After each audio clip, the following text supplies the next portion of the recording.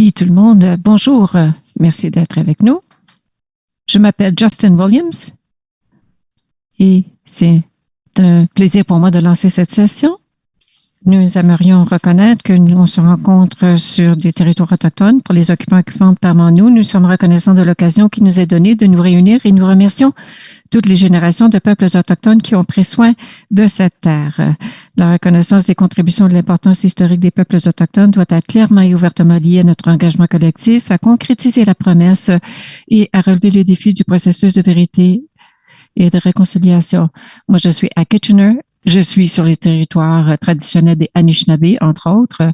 Alors que nous allons parler de la réussite des jeunes, j'aimerais que l'on pense au rôle de l'éducation pour que nous puissions travailler sur les changements systémiques tout en reconnaissant comment ces structures continuent à avoir des résultats, des impacts sur les jeunes autochtones. Alors qu'on se présente dans la session de...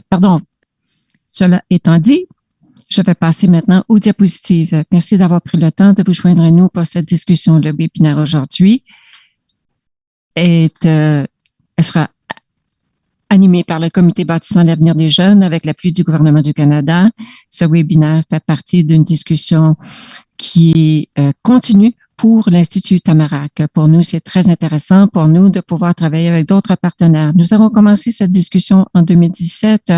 Les communautés bâtissant l'avenir des jeunes se rencontrent pour voir comment nous pouvons contribuer à la réussite des jeunes. Et il y a aussi, nous voulons avoir des discussions quant à la collecte des données et aussi la capacité également de mesurer la réussite, notamment par rapport aux changements systémiques. Nous savons de rapports que nous avons vus du gouvernement de l'Ontario. Ça peut être difficile d'avoir accès aux communautés. Nous savons que le fait de travailler avec vous, qu'il y a plusieurs paramètres traditionnels qui ne racontent pas toute l'histoire. Donc, les communautés se posent la question, comment peuvent-ils travailler ensemble pour examiner quels pourraient être les indicateurs qu'ils pourraient utiliser pour mesurer la réussite? Et j'espère que nous allons pouvoir bâtir un élan, créer un élan, un momentum dans ce sens. Cela étant dit, je suis ravie de pouvoir présenter deux personnes qui travaillent dans ce domaine et ensuite, je vais animer la session de questions-réponses. Et vous allez pouvoir poser vos questions dans la section clavardage. Mais tout d'abord, nous sommes avec Conrad, qui est le directeur de recherche. Il travaille dans le domaine de la recherche des communautés et il se concentre notamment sur la préparation à la carrière, les programmes axés sur les étudiants marginalisés. Conrad est titulaire d'un doctorat en éducation, en alphabétisation et en apprentissage des adolescents. Et Jean-Marie Chapeau est le directeur conseil évaluation d'impact Institut Tamarack. Jean-Marie est le directeur conseil en évaluation d'impact de l'Institut Tamarack, profondément convaincu que les proches locales et collaboratives sont le levier essentiel pour résoudre des problèmes sociaux complexes. Jean-Marie est impliqué dans le développement communautaire et le changement social depuis 25 ans. Et il passe beaucoup de temps pour penser comment, il passe beaucoup de temps plutôt à penser comment nous pouvons améliorer la situation. Et maintenant, nous allons passer aux questions. Et de cette façon, je vais pouvoir entendre davantage parler de nos deux conférenciers. Ma première question est associée par rapport aux évaluations des succès. Donc, pour Jean-Marie, lors de notre webinaire du 27 avril, nous devrions être donc à la diapositive numéro 4. Donc, lors du webinaire du 27 avril avec les CEBAGE, nous avons parlé à deux responsables de communauté des CEBAGE et nous leur avons demandé, on constate que des organisations vont au-delà des paramètres traditionnels pour mesurer la réussite. Pourriez-vous parler notamment des endroits où vous avez vu des progrès et comment on peut utiliser des outils d'évaluation pour mesurer la réussite? Ici, Jean-Marie. J'aimerais tout d'abord dire que je suis très heureux que nous sommes ensemble avec vous, Conrad. J'admire beaucoup le travail que vous faites. Alors, j'aimerais vous fournir un peu de contexte pour commencer. Lorsque nous pensons à comment nous pouvons avoir des indicateurs pour la réussite, pour mesurer la réussite des jeunes, il y a des indicateurs dont nous devons tenir compte, notamment parce que nous voulons voir des changements systémiques. Donc, tout d'abord, on se pose la question pourquoi? Pourquoi est-ce qu'on travaille pour améliorer les indicateurs de la réussite pour les jeunes? Est-ce que c'est parce qu'on n'a pas de données ou est-ce que c'est que les données que nous avons ne sont pas fiables ou ne sont pas représentatives des jeunes, mais aussi parce que les mesures sont trop axées sur certains indicateurs? Alors, j'aimerais vraiment vous inviter à penser pourquoi devrions-nous examiner les indicateurs pour la réussite des jeunes? Et vous pouvez indiquer vos réponses dans la section clavardage. Et ensuite, l'autre dimension, l'autre question, c'est bien sûr la définition de la réussite des jeunes. Il semblerait que tout le monde est d'accord du fait que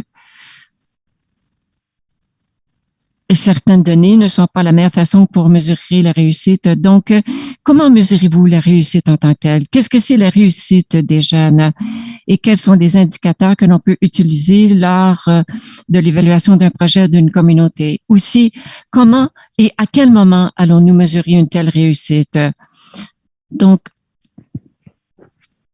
est-ce que nous devons changer le calendrier dans l'évaluation de la réussite parce que il y a des risques que les parcours, les possibilités des jeunes seront touchés en fonction de ce que nous avons vécu depuis 2 ou 3 ans. En fait, c'est la réunion que nous avons au sein des communautés des CBHG quant à la définition de la réussite. Aussi, nous aimerions savoir quel est l'objectif dans notre évaluation. Est-ce qu'on veut améliorer les mesures pour pouvoir mieux évaluer les résultats d'un programme ou est-ce qu'on veut pouvoir suivre des tendances sociales ou pour pouvoir évaluer d'autres dimensions également de la réussite des jeunes. Donc, qu'est-ce que nous tentons de faire également? Et la quatrième dimension, c'est une question aussi de l'altérité, surtout lorsque l'on parle de changement systématique. Qui devrait mesurer la réussite des jeunes au sein de la société? Qui devrait utiliser ces données? Qui devrait être propriétaire et contrôler ces données? Et quel est le rôle des jeunes en tant que tel dans l'évaluation des systèmes ou de la collecte des données? Nous savons tous et toutes que l'évaluation de la réussite des jeunes, ce n'est pas qu'une organisation qui en est responsable. Donc, lorsque l'on se pose la question, eh bien, si qui en est responsable, c'est plus complexe. Et aussi, il y a toute la question de la portée. Alors, est-ce que nous regardons les indicateurs de la réussite au niveau du programme local, régional, provincial, territorial ou national? Y a-t-il toutes ces dimensions en même temps? Quels sont les défis par rapport à l'agrégation des données à ces différents niveaux? Et comme vous savez, et comme Justin l'a mentionné, c'est vraiment une discussion qui est en continu. Et prochaine diapositive, j'aimerais quand même vous présenter notre communauté des cégeps. Au début du projet, nous avons demandé aux communautés quels sont les défis les plus importants auxquels les jeunes doivent surmonter au sein de leur communauté. Et les réponses étaient axées sur 6 domaines d'impact. Ces domaines peuvent être définis comme la façon dont les CBHG évaluent la réussite. Les communautés ont parlé donc d'éducation accessible, l'orientation vers les services appropriés, accès aux mesures de soutien, emploi et mentorat, identité et liens sociaux, engagement et leadership des jeunes et la santé globale et le bien-être. Donc, ce sont les domaines qu'utilisent ces badges dans l'évaluation de leurs efforts. Et en conclusion, je dirais qu'il y a plusieurs façons, et il y a beaucoup de littérature à cet égard, c'est-à-dire qu'il y a plusieurs façons que l'on mesurerait la réussite. On peut parler du bien-être, le sentiment de pouvoir s'épanouir, l'autonomie, la créativité, la participation civique et ainsi de suite. Et finalement, dans nos communautés bâtissant l'avenir des jeunes, c'est mesurer le milieu, l'environnement des jeunes.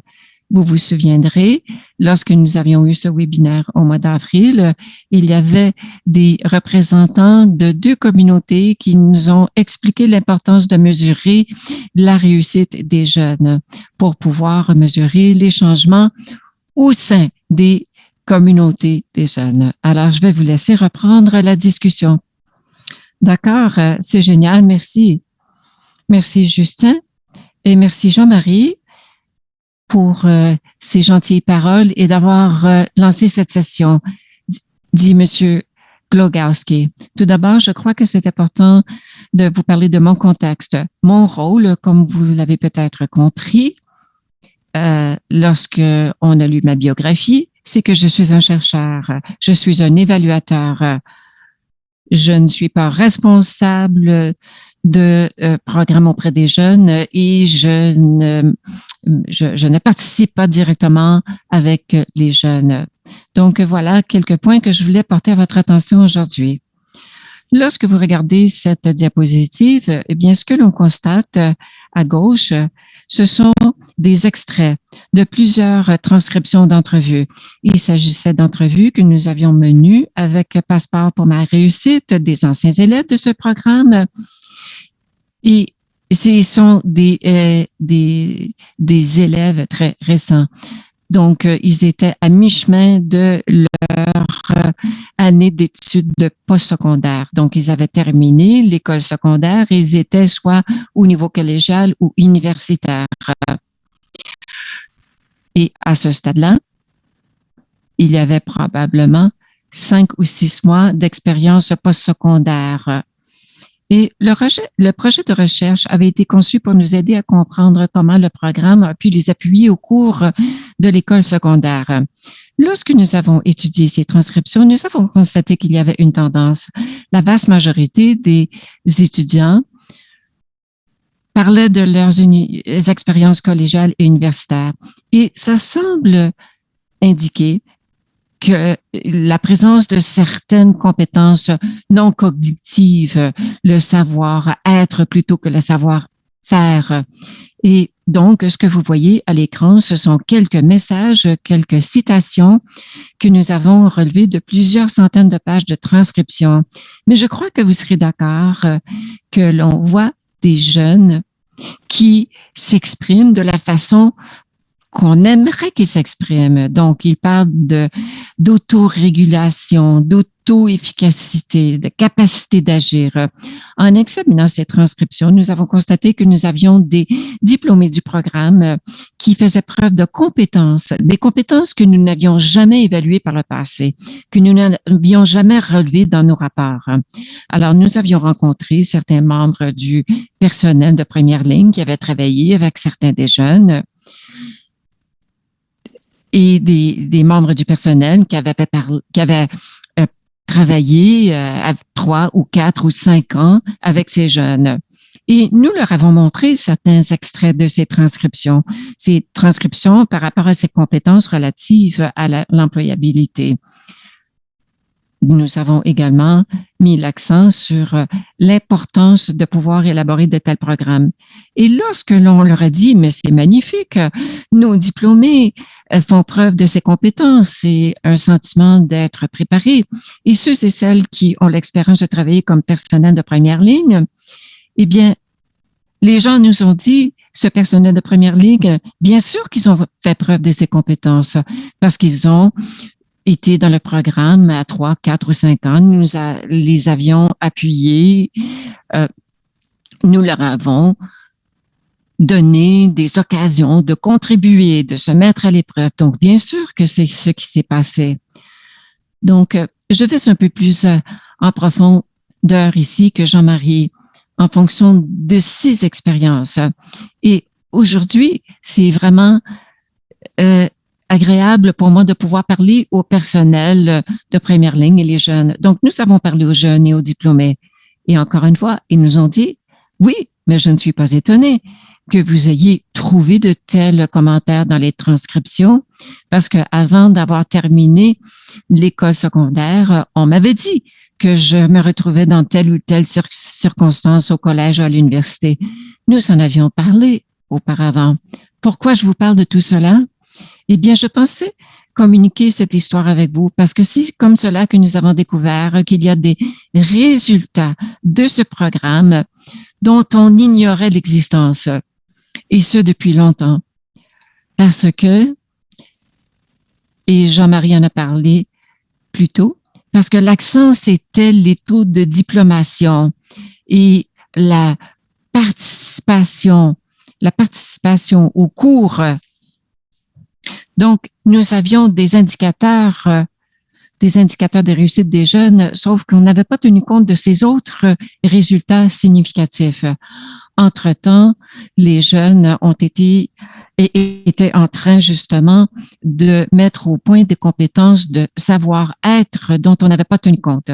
Donc, au cours de cette période de 5 ans, nous avions eu projet pilote, nous avons vu comment le programme aidait les jeunes à mettre au point des compétences. Et ces compétences, vous les voyez ici à droite. Nous n'avons pas examiné toutes ces compétences, mais nous avons rencontré les responsables des programmes et nous leur avons demandé qu'est-ce qui vous résonne?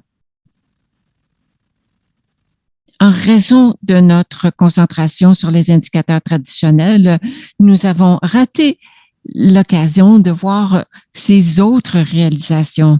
Et lorsque nous avons commencé ce long projet d'évaluation et de mesure, nous avons constaté que c'est absolument au cœur du travail que nous effectuons. Ce n'est pas quelque chose que nous pouvons abandonner. Donc, le message clé ici, donc, les états d'esprit, ça venait des bénéficiaires du programme. Et tout ce dont nous avions à faire, c'était d'écouter, de prêter attention. Et je pense que c'est important parce que comme chercheurs, comme des professionnels de l'évaluation, le personnel de première ligne sont sur place pour livrer le programme. Et nous, notre rôle, c'est d'évaluer. Mais vous savez, on doit travailler ensemble. On doit en apprendre davantage du personnel de première ligne. Donc, comment pouvons-nous faire progresser les indicateurs? Eh bien, il faut écouter et apprendre et travailler de concert avec le personnel de première ligne. Aussi, et je vais ajouter ceci, ça peut sembler évident, parce que certaines personnes vont penser, Conrad, vous n'avez rien dit que je ne savais pas déjà. Par contre, nous continuons à travailler dans ces cloisons, c'est-à-dire les personnes qui sont sur le terrain, qui font le travail, qui livrent le programme, ne sont généralement pas considérées comme étant des ressources valables au moment de l'évaluation. Donc, nous avons des approches très cloisonnées, c'est-à-dire qu'il y a quelqu'un qui livre le programme, quelqu'un d'autre prépare le rapport, quelqu'un d'autre évalue le programme, quelqu'un d'autre fait la levée de fonds pour le programme. Donc, ça ressemble beaucoup à notre division de travail moderne. Et ce faisant, on oublie qu'il y a des choses extraordinaires lorsque l'on apprend les uns des autres. Donc, si vous voulez faire évoluer ces indicateurs, on doit tout d'abord redéfinir la réussite et accepter qu'il y a plusieurs définitions de la réussite. Et on doit aller sur le terrain, là où le travail se fait, avec le personnel de première ligne et aussi avec les participants et les participants du programme. Merci, Conrad, dit Justin. Donc, J'ai compris aussi, vous avez parlé de qui est propriétaire des données, des indicateurs. Et aussi, il faut comprendre qui a posé la question. Comment pouvons-nous penser de façon plus large de la définition de ce qu'est la réussite? Donc, tenir compte des participants du programme, mais aussi le personnel de première ligne. C'est vraiment très clé lorsque nous parlons des indicateurs. Merci. Ensuite, je voudrais poser une question par rapport à améliorer la collecte de données. Et Conrad, nous entendons beaucoup de la part des communautés que la collecte de données peut poser des défis. Et à quels défis faites-vous face lors de la collecte de données et quels sont certains des processus et certaines des solutions qui facilitent la collecte des données? Ici, Conrad, je voudrais parler d'un aspect en particulier. Examinons certains des défis. Pour ce qui est de la collecte des données, un des enjeux, c'est que souvent, on se fie sur le personnel de première ligne pour nous aider avec la collecte de données. Mais la réalité est telle que ce personnel veut travailler avec les jeunes. La mesure et l'évaluation sont d'autres défis. Souvent, cet aspect est à part de la livraison, la prestation de programme, parce que la mesure et l'évaluation, de façon générale, sont associés à des critères de financement. Souvent, ces critères sont élaborés de façon séparée au programme et à la livraison de programmes. Aussi, les jeunes souvent perçoivent la collecte de données comme étant artificielle. Il n'y a pas de lien entre leur vie et leur intérêt par rapport au programme. Mais souvent, lorsque l'on demande aux jeunes de remplir les sondages, on leur dit que ça va nous aider à améliorer le programme. Mais ils ne constatent vraiment jamais comment il y a un lien entre les deux. C'est-à-dire, on n'a pas expliqué comment leur participation à ce sondage a fait en sorte qu'il y a eu une amélioration au programme. Aussi, nous avons des processus et des technologies pour faire la collection de données et qui sont plutôt lourds. Je crois donc que ce sont certains des défis, ce qui fait que la collecte de données est difficile et aussi ça peut aliéner les responsables des programmes et des jeunes participants et participantes. La solution que l'on devrait examiner plus fréquemment, c'est de revenir à ce que je disais plus tôt. Nous devons vraiment faire participer le personnel et les jeunes. On devrait éviter que la mesure et l'évaluation soit quelque chose que l'on impose aux gens. On devrait élaborer des scénarios ensemble. De façon générale, nous avons une hypothèse, une théorie, et ensuite on fait la collecte de données et on analyse des données pour prouver que les programmes fonctionnent ou dans quelle mesure les programmes fonctionnent bien ou moins bien. Souvent parce que les programmes ont une théorie de changement qui dicte cette démarche. Et ensuite, nous disons aux bailleurs de fonds, écoutez, voici notre programme, voici notre théorie du changement et maintenant, nous allons faire la collecte de données pour appuyer ces hypothèses, ces théories. Mais qu'en est-il lorsqu'on a d'autres approches, c'est-à-dire de commencer avec l'observation? Donc, je vais parler de cette diapositive dans un instant. Mais qu'arriverait-il si nous avions une approche qui était plus axée sur l'observation? Pensez à mon exemple du travail qui se fait au niveau de la mise au point des compétences. Alors, qu'arriverait-il si on passerait du temps, si on passait du temps avec le personnel et les jeunes et les diplômés du programme et on observait et on écoutait et ensuite on cherchait des tendances. Donc, cette approche, c'est du bas vers le haut. C'est-à-dire, on se demande que se passe-t-il et on observe. On observe ceci ou cela. Est-ce qu'il y a des données sur lesquelles on devrait se pencher davantage? Donc, il faut adopter cette approche avec un esprit complètement ouvert.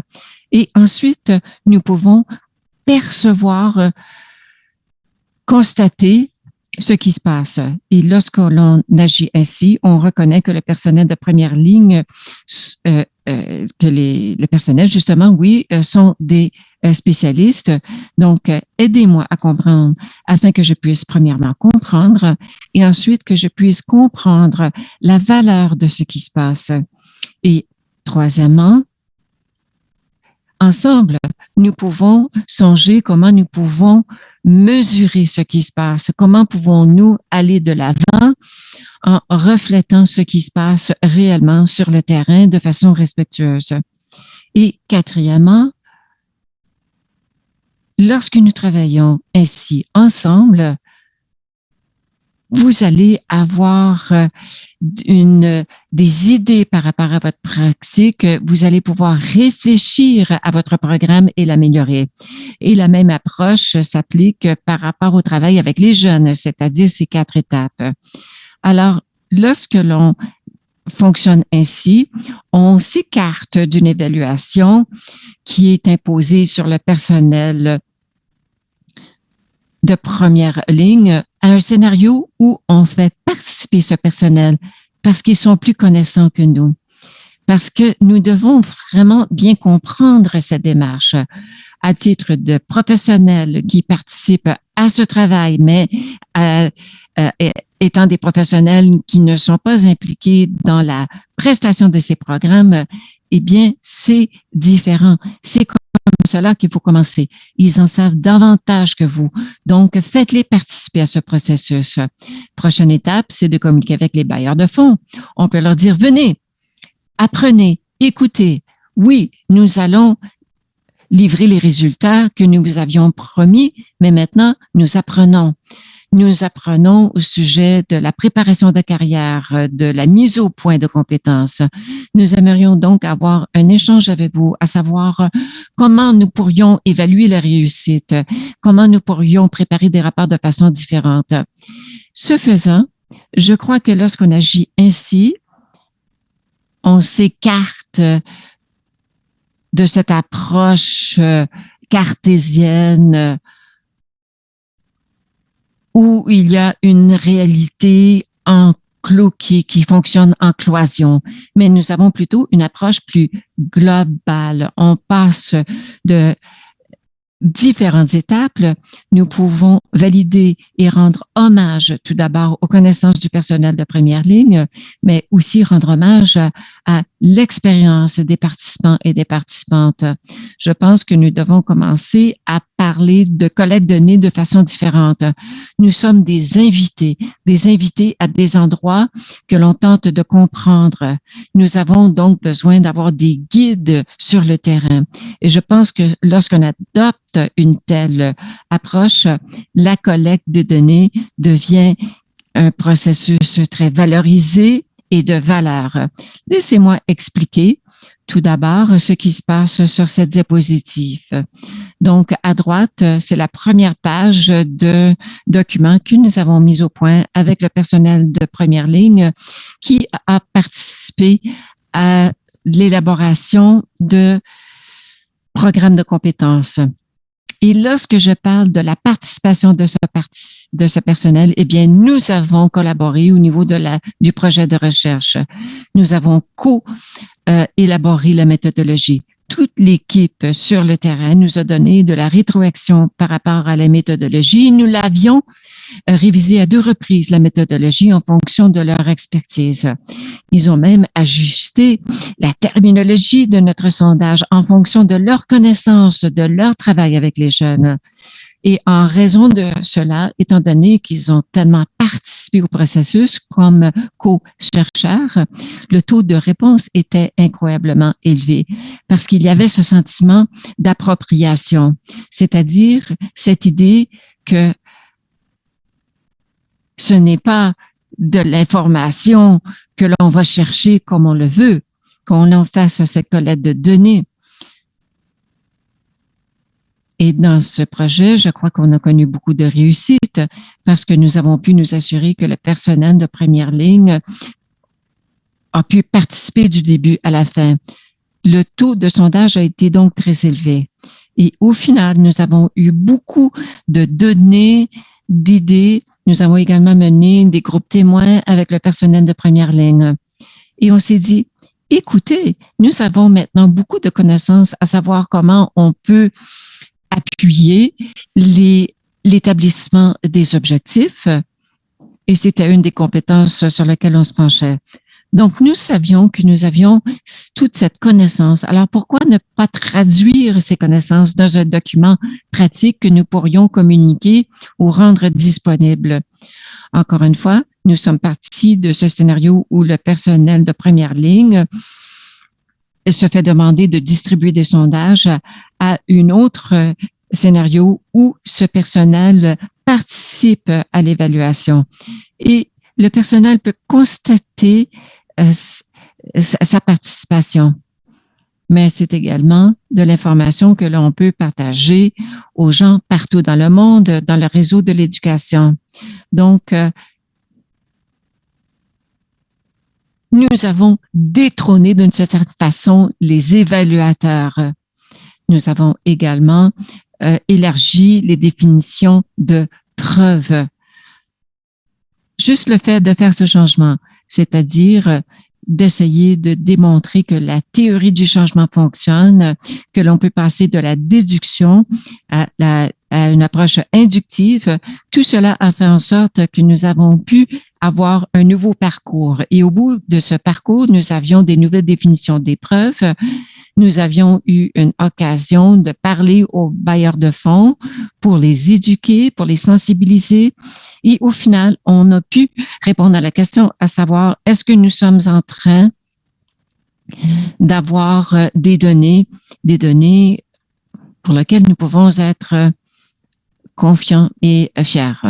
Ici, Jean-Marie, j'aimerais continuer, Conrad. C'est très intéressant ce que vous dites. Je voudrais revenir à savoir comment pouvons-nous améliorer l'accessibilité. Donc, les communautés se penchent sur des questions complexes, notamment pour le développement des jeunes et la réussite des jeunes, avec une approche d'impact collectif, avec une énergie, l'énergie de plusieurs parties prenantes qu'on a pu aller chercher, des parties prenantes, y compris les jeunes. Eh bien, je crois qu'il y a deux défis quant à l'amélioration de la collecte des données. Et c'est important de voir les deux dimensions. Tout d'abord, c'est le fait d'avoir accès aux données existantes. Il y a beaucoup de données au sein de nos institutions, au sein de nos municipalités, par exemple, que ce soit au niveau scolaire. Tout le monde travaille en cloison. Donc, cela, ce que ça veut nous dire, que c'est très difficile d'avoir accès à ces données. Il y a plusieurs raisons pour lesquelles c'est difficile, mais j'y reviendrai. Mais un des défis avec les données existantes, c'est de trouver des données qui sont désagrégées. Et ce n'est pas facile. J'ai eu une discussion avec une communauté il y a de cela 3 jours. Et ce que l'on m'a dit, c'est que c'est plutôt facile d'avoir des données agrégées au niveau de l'école. Mais ensuite, il y a aussi des dimensions dont il faut tenir compte, mais il y a des dimensions politiques, à savoir, bon, on ne veut pas jeter la lumière sur une école ou un programme en particulier.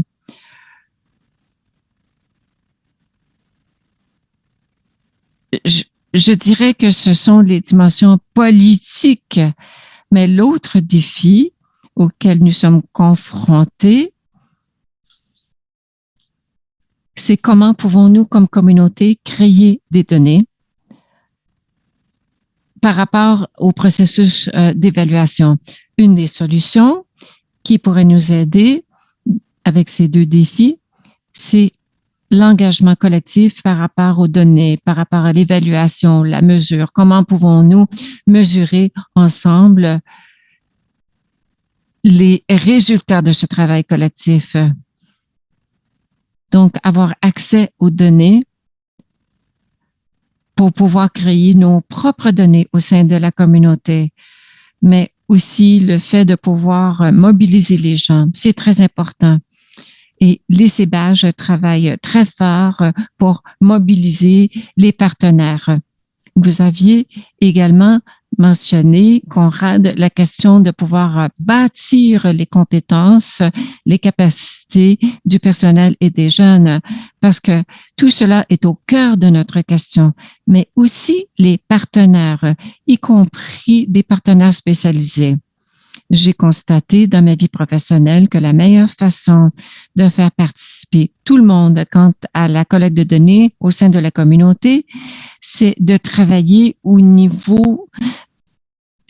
du côté de l'amélioration des compétences, mais avec tous les partenaires, y compris les partenaires institutionnels, qui ont déjà certaines compétences au niveau de la gestion et ainsi de suite.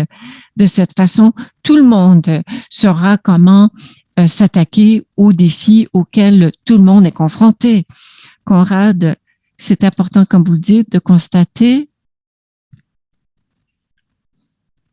d'avoir le contrôle des données au sein de la communauté. C'est une façon d'autonomiser la communauté, surtout les jeunes. C'est une façon d'apprendre, de participer au processus de prise de décision au niveau communautaire, mais aussi pour reprendre un certain pouvoir. Voilà ce que je voulais ajouter. Et je crois que j'aimerais mentionner au CEBAGE, nous travaillons avec une excellente organisation qui nous aide, une association de villes, des villes axées sur les jeunes, pour que nous puissions travailler avec les jeunes dans chacune des communautés, à savoir quels sont les meilleurs indicateurs que nous pourrions utiliser au sein de la communauté afin de mieux comprendre si la communauté est favorable, conviviale par rapport aux jeunes. Donc, je vais mettre le lien dans la section clavardage. Quant aux infographies,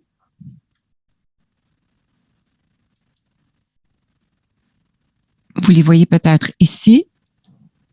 Donc, c'est complet pour moi. Voilà, dit Jean-Marie. Merci Jean-Marie, dit Justin. Prochaine question. C'est une question d'accroître la disponibilité des données.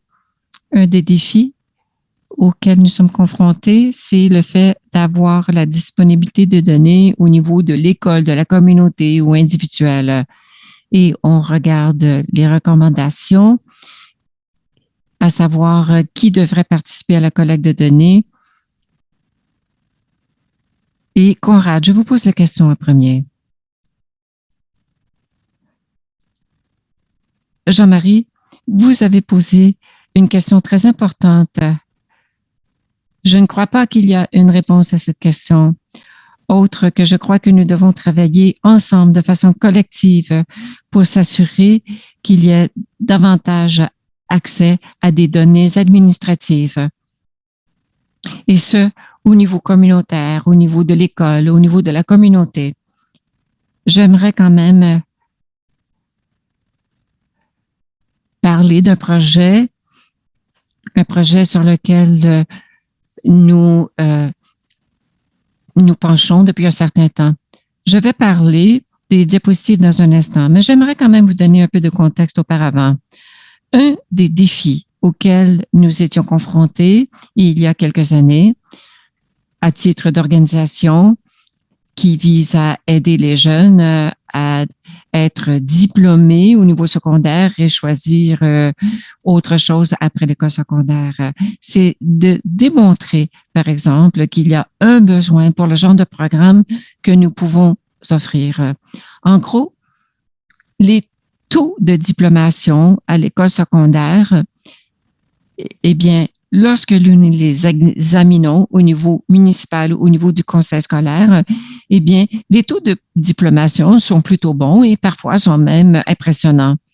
Donc, comme organisation qui se concentre sur cette question, ce que nous devions faire, c'est de démontrer que lorsque l'on regarde des communautés individuelles, les taux de diplomation, les niveaux les niveaux socio-économiques peuvent varier. Alors que pouvons-nous faire au sein d'un pays où les gens vont plutôt bien et un pays qui est de façon générale reconnu comme l'OCDE comme ayant des assez bons résultats au niveau de l'éducation. Alors, dans ce contexte, comment pouvons-nous trouver des données convaincantes qui puissent démontrer que oui, sauf que dans certaines communautés, il y a des problèmes au niveau de l'éducation. Il y a quelques années, nous avons constaté qu'il n'y a pas vraiment beaucoup d'informations qui existent à cet égard. Et nous avions également constaté que les données de Statistique Canada seraient probablement les meilleures options pour nous. Nous avons pu obtenir du financement pour élaborer un outil de données en fonction des données de Statistique Canada. Nous avons acheté ces données et au final, nous avons pu démontrer de façon tangible à plusieurs parties prenantes que bien que les jeunes de classe moyenne n'ont peut-être pas besoin d'autant de soutien au fur et à mesure qu'ils sont à l'école secondaire, les écoles qui se trouvent dans des contextes à faible revenu, eux en ont besoin. Mais voilà, nous devions élaborer ces données nous-mêmes. Heureusement, nous avions le financement pour entreprendre ce projet parce que ça coûtait cher. Ailleurs, dans le monde, des organisations sans but lucratif n'auraient pas à mener de tels projets. Ces données seraient disponibles par le biais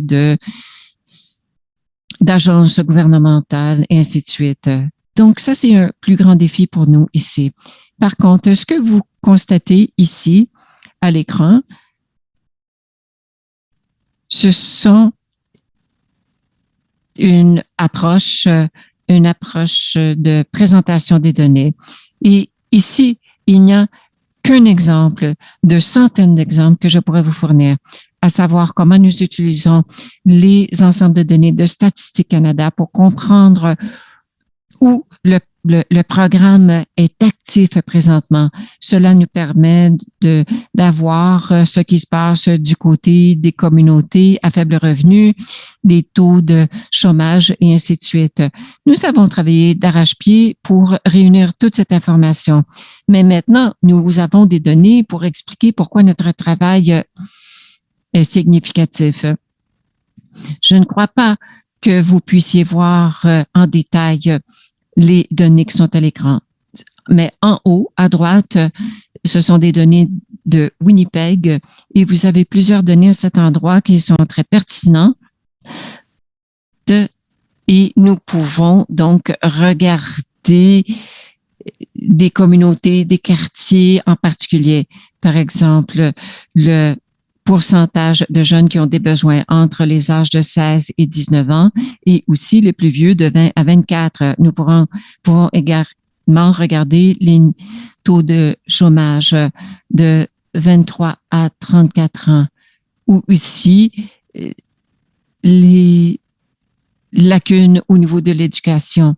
Statistique Canada définit cette situation comme les jeunes de 20 à 24 ans qui n'ont pas de diplôme. Donc, lorsque l'on peut regarder de plus près les informations du recensement, on peut commencer à voir une situation complètement différente et on pourrait s'écarter de données qui ne sont pas particulièrement convaincantes et aussi qui présentent une réalité complètement différente, c'est-à-dire qui présente une réalité de façon générale de la classe moyenne. Mais vous pouvez également faire la preuve auprès des parties prenantes et des bailleurs de fonds que ce genre de travail qu'il y a un grand besoin pour ce genre de travail. Bien sûr, on n'a pas toutes les données que l'on aimerait avoir. Par exemple, quels sont nos points de comparaison? Donc, ça ne règle pas tous nos problèmes. Aussi, je voulais partager un exemple à Saint-Jean, Nouveau-Brunswick, Saint-John, parce que c'était vraiment un exemple qui nous a permis de voir le taux de perte d'emploi par secteur en utilisant le système de classification nord-américain. Mais aussi, nous avons étudié la perte d'emploi pour les adultes et les jeunes dans une petite communauté.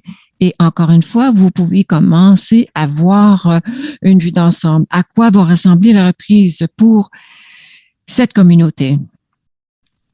Alors, voici ce que je tente de dire. Je crois que tout le monde est d'accord que c'est important d'avoir accès à ce genre de données et de façon compétente d'examiner ces données et de pouvoir les communiquer aux autres.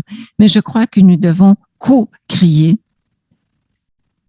ces genres de plateformes de données et les rendre disponibles à des programmes, à des organisations, à toutes les institutions, les programmes qui pensent de la même façon, avec qui on pourrait travailler, parce qu'on ne peut pas travailler en cloison.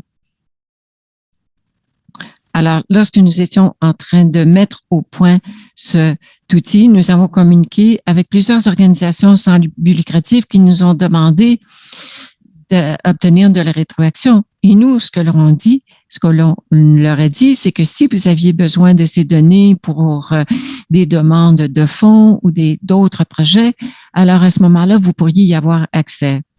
Donc, je crois que nous avons besoin d'avoir ce genre d'initiative. Nous devons travailler ensemble, nous devons nous appuyer les uns les autres.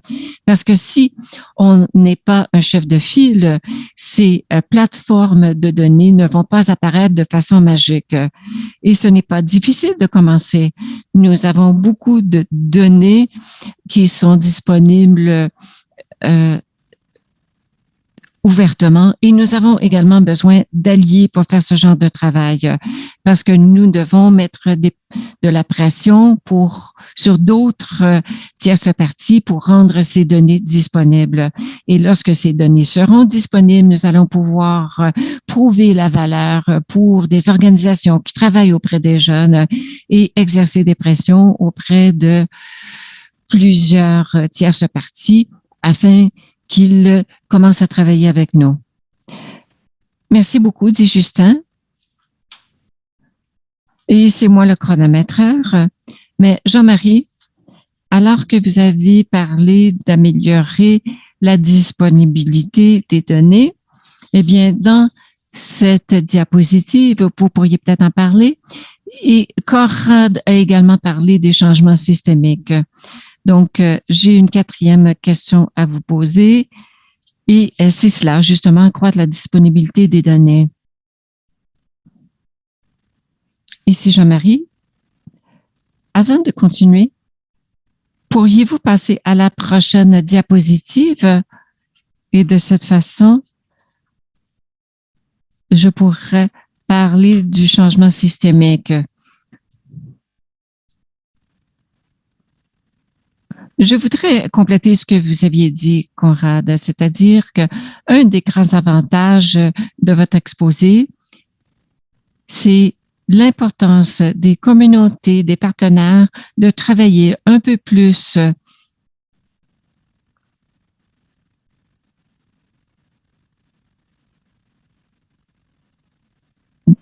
de travailler justement pour que nous puissions avoir des données en temps réel. C'est un grand défi parce que nous travaillons avec des données de Statistique Canada qui sont des données qui remontent à 5 ou 7 ans. Donc, ce que nous voulons, c'est de travailler avec des données qui sont plus à jour, des données en temps réel. Cela étant dit, j'aimerais revenir à la question des changements systémiques. Nous avons beaucoup parlé des changements systémiques au cours des dernières minutes. Et c'est quoi le changement systémique? Et comment pouvons-nous cadrer cette question? Eh bien, un cadre que nous utilisons beaucoup chez Tamarack,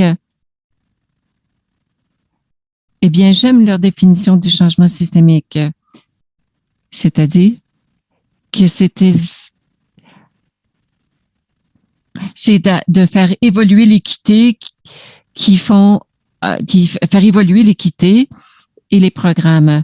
Donc, si on peut aider les systèmes à changer, eh bien, nous en arrivons à cette diapositive. Donc, voici les 6 conditions du changement systémique. Nous parlons des politiques, des règlements, la souplesse pour pouvoir obtenir des données et la gestion collective des données au sein de la communauté. Ouvrir les données, d'être plus transparent par rapport aux données et avoir justement aussi une approche de données ouvertes si vous êtes au sein d'une institution. Nous devons également avoir une terminologie commune pour être plus cohérent. Et ça ressemble pas mal à ce que Conrad a mentionné. Nous avons également parlé des pratiques. Nous voulons des cibles pour les praticiens et praticiennes pour leur permettre d'évoluer. Donc, par exemple, faire participer les jeunes, c'est une pratique qui doit être mise en œuvre partout dans le système. D'avoir le réflexe aussi de désagréger les données. Nous avons parlé également des flux de ressources. Comment est-ce que l'information est distribuée au sein du système? On parle également le fait de pouvoir mettre au point les capacités, les compétences des parties prenantes pour améliorer le flux de ressources. Il y a également des changements moins explicites, comme par exemple les relations et les connexions, la qualité des relations, la communication entre les différents intervenants. On peut parler de confiance. Nous avons besoin de confiance pour que nous puissions gérer ensemble certaines données. Aussi une collaboration, une consultation. Nous avons parlé également des dynamiques de pouvoir. Et nous avons parlé également de l'autonomisation des données, c'est-à-dire comment nous pouvons influencer les gens. Et une approche participative, c'est une façon de pouvoir changer les dynamiques de pouvoir au sein d'une communauté ou au sein d'une société de façon générale. Donc, de faire participer les jeunes dans la prise de décision, dans les stratégies de collecte de données. Aussi, j'aimerais distinguer ce qui est différent de politique, éthique, ainsi de suite. Souvent, on pense qu'on n'a pas accès aux données en raison de politique ou encore que c'est un problème technique. Peut-être qu'on n'a pas parlé à la bonne personne. Donc, de pouvoir changer cette dynamique de pouvoir pour cibler quels sont les enjeux de pouvoir. Donc, on parle aussi de croyances profondes. Donc, nous avons parlé, entre autres, d'un modèle mental aujourd'hui, c'est-à-dire l'idée que les taux de diplomation seraient une façon de mesurer la réussite. Donc, en résumé, la façon dont on peut changer le système, je pense que des données de gouvernance, des évaluations également, c'est très intéressant également. Et peut-être qu'on pourrait avoir un autre webinaire, mais il y a aussi toute la question de la confiance des données. Toutes ces approches qui font en sorte que les utilisateurs des données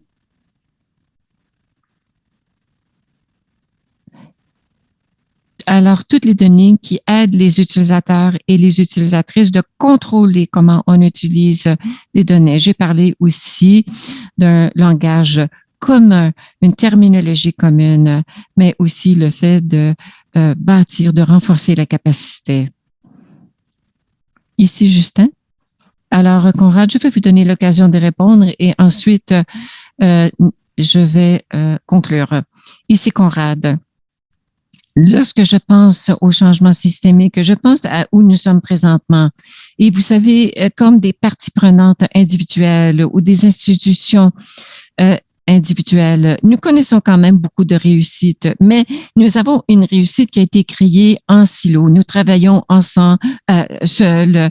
Nous déposons nos demandes de financement séparément et on a bon espoir que ça va fonctionner. Donc, nous connaissons un certain succès, mais nous fonctionnons en silo. Mais ce n'est pas comme ça qu'on apportera des changements systémiques, parce que les structures qui existent présentement nous placent dans ces silos. Mais nous avons des résultats que nous espérons tous et toutes avoir de façon collective. Et nous procédons donc seuls au sein de ces silos. Donc, si on veut créer des institutions et des systèmes significatifs et qui appuient la réussite des jeunes, nous devons créer des relations. Je ne me souviens plus qui l'a écrit, qui en a parlé, mais il y a cet énoncé, cette déclaration dont on doit se souvenir, c'est-à-dire si vous voulez changer le système, assurez-vous que le système soit à la table. Parce qu'à Tamarack, vous faites un excellent travail pour rassembler les gens, pour avoir ces échanges et pour commencer à établir ce genre de collaboration. Et merci à vous deux pour tout ce que vous avez fait. Il y avait une ou deux questions dans la section clavardage et nous allons pouvoir faire un suivi avec ces gens parce qu'il s'agissait de questions plus techniques. Je voulais réitérer justement ce pouvoir de cet échange, du fait qu'il faut changer la discussion et aussi améliorer la collecte de données et s'assurer d'avoir les bonnes personnes dans la salle. Et tel que Nathalie l'a mentionné dans la section clavardage, il s'agit d'une plus grande discussion que nous avons avec les partenaires. Nous cherchons à travailler avec d'autres partenaires parce que vous avez raison, Conrad, on ne peut pas travailler en cloison. Nous allons poursuivre ces échanges et nous allons parler de cette grande réunion de rassemblement au mois de novembre, mais il y aura beaucoup de travail pour nous d'ici novembre. Donc, ce que l'on veut, c'est que l'on puisse continuer à avoir ces discussions et discussions notamment sur les données ouvertes. Autre chose, et il y aura plus d'informations à cet égard bientôt, c'est qu'il y a un autre webinaire, c'est-à-dire des jeunes et les questions qui les interpellent le plus. Donc, les jeunes sont des agents de changement importants et ce webinaire aura lieu le 20 juillet et il y aura plus d'informations à cet égard sous peu. Mais je me réjouis d'avoir cette discussion avec tous et toutes. J'aimerais remercier toutes les personnes qui ont participé aujourd'hui. Je crois qu'il s'agit d'une discussion très importante, notamment pour cette discussion quant à la réussite des communautés. Je vous remercie à tous et toutes d'avoir communiqué vos connaissances. Merci Justin, merci Conrad et Jean-Marie.